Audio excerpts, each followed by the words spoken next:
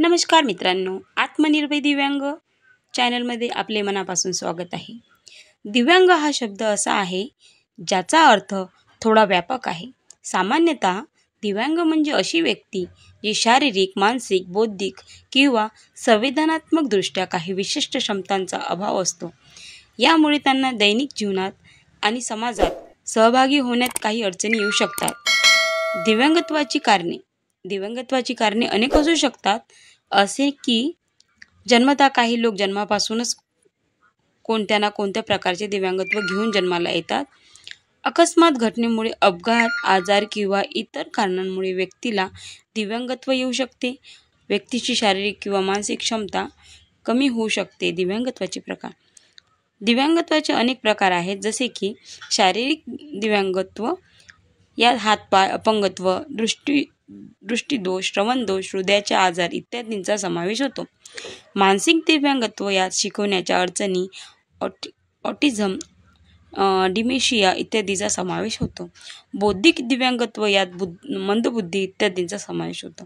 संवेदनात्मक दिव्यांगत्व या स्पर्श, वास, चव इत्यादी संवेदनांचा अभाव किंवा कमी प्रमाणात असणे इत्यादीचा समावेश होतो. दिव्यांगत्वाचे हक्क. भारतात सरकारने दिव्यांग व्यक्तीचे हक्क अधिनियम 2016 पास केला आहे. या अधिनियमांतर्गत दिव्यांग व्यक्तींना शिक्षण, रोजगार, आरोग्य सेवा इत्यादीचे समान संधी मिळण्याची तरतूद आहे. दिव्यांगासाठी काय केले जाऊ शकते? दिव्यांगाच्या जीवनात सुधारणा करण्यासाठी आपण खालील गोष्टी करू शकतो. जागरूकता वाढवणे. दिव्यांगत्वाबद्दल जागरूकता वाढवून आपण समाजात सहिष्णुता निर्माण करू शकतो. भेदभाव रोखणे. दिव्यांगत्वासोबत भेदभाव करणे चुकीचे आहे, हे आपल्याला लक्षात ठेवणे गरजेचे आहे. सहाय्य उपलब्ध करून देणे. दिव्यांगांना त्यांच्या दैनंदिन जीवनात सहाय्य करू शकतो. समावेश वातावरण निर्माण करू शकतो. आपण करणारे आणि शिकवणारे वातावरण दिव्यांगासाठी सहज उपलब्ध असावे याची काळजी घेणे आवश्यक आहे. दिव्यांग व्यक्ती हे आपल्यासारखेच मानव आहेत. त्यांनाही आपल्यासारखे जगण्याचा हक्क आहे.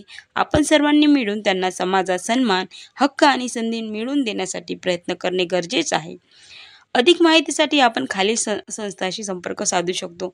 दिव्यांग कल्याण विभाग, महाराष्ट्र सरकार, अपंग व्यक्ती अधिनियम 2016.